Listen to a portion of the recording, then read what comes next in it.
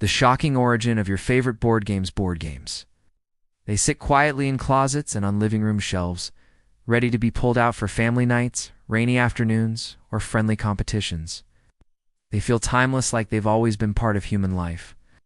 But the truth is, the board games we love today, from chess and Monopoly to Scrabble and Candyland, have origins far stranger, darker, and more fascinating than you might expect.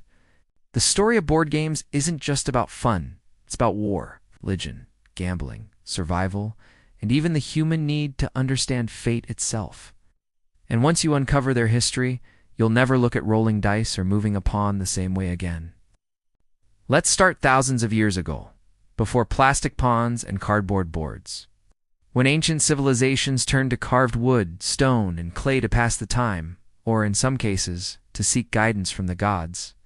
One of the earliest board games we know of is Senet. It's played in ancient Egypt around 3100 BCE at first glance. Senet looks like a simple game of moving pieces across a grid, but it was far more than entertainment.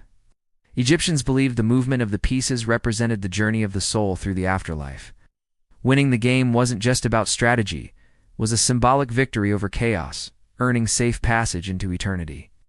Imagine sitting in a palace thousands of years ago, watching Pharaoh himself anxiously move carved pieces across a wooden board.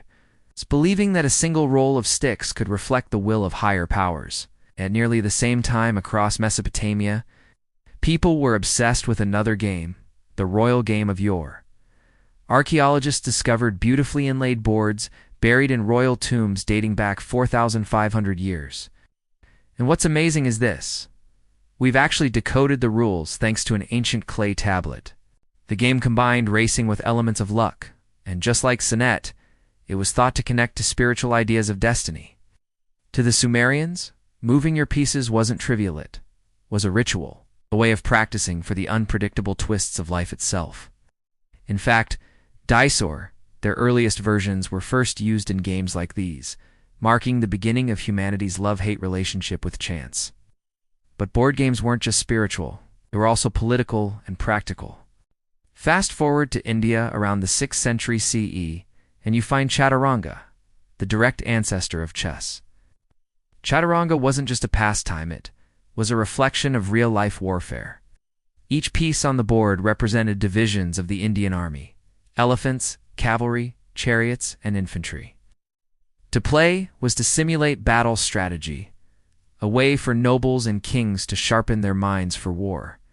Over time, Chaturanga spread across Persia, where it became Shatranj, and from there, it reached Europe. By the Middle Ages, chess had transformed into the version we recognize today. What's striking is how deeply it became tied to social and intellectual status. To be skilled at chess was to be cultured, disciplined, and intelligent.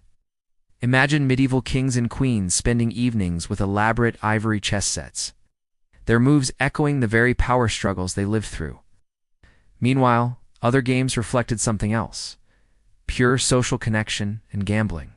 In ancient China, Go was developed over 2,500 years ago, a game so profound in its strategy that even today, artificial intelligence struggles to fully master it.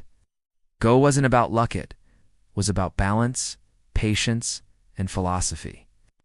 But not every game was so noble. Throughout history, dice games became associated with betting, crime, and corruption. Roman soldiers were notorious for gambling their wages away with dice and rudimentary board games. So much so that Roman authorities often tried and failed to outlaw them.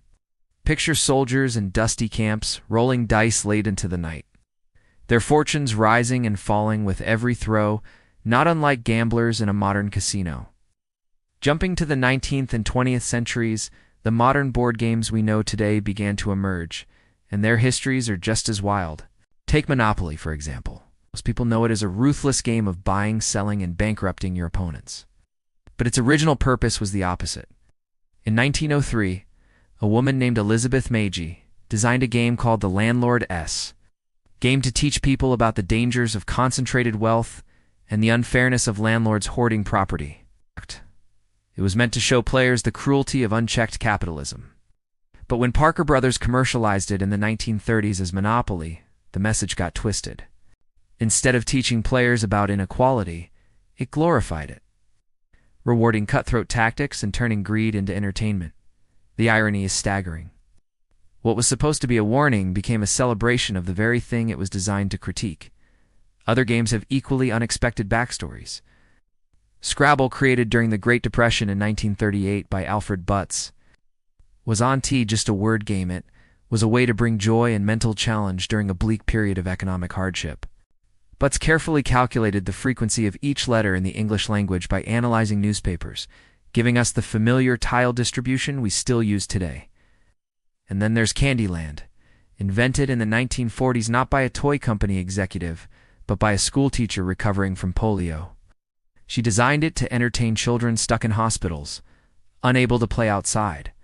The colorful, simple path of Candyland was a distraction from pain, offering hope and fun to kids facing tough realities. Even Clue, the classic murder mystery game, has roots in history. It was invented in England during World War II by a man named Anthony Pratt, who worked in a munitions factory. Stuck in the era of blackouts and curfews, Pratt thought people would enjoy a game where they could play detective, solving a fictional crime in a grand mansion. What started as a way to pass time during war became one of the world's most beloved games of deduction. And then there's the universal love of rolling dice, spinning wheels, and drawing cards, of which link us to ancient traditions of predicting fate. Every time you play Snakes and Ladders, you're actually connecting to an ancient Indian game called Moksha Padam, designed not just for fun, but to teach moral lessons. The ladders symbolize virtues like generosity and humility, while the snakes represented vices like greed and anger. The game wasn't about winning, it was about spiritual growth. When it made its way to the West, though, it lost that meaning and became a simple game of chance for children. What makes all of this so fascinating is that board games are not trivial diversions. They are mirrors of human civilization. They've been tools for teaching morality, simulating war, coping with hardship, gambling with fate, and yes, for pure joy.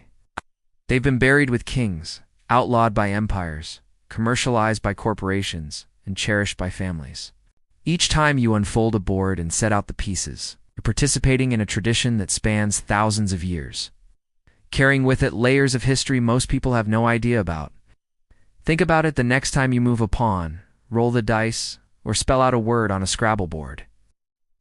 You're not just playing, you're part of a story that began with pharaohs, soldiers, and philosophers, and has stretched across every culture in human history. And maybe that's why these games never lose their magic. They're more than just entertainment.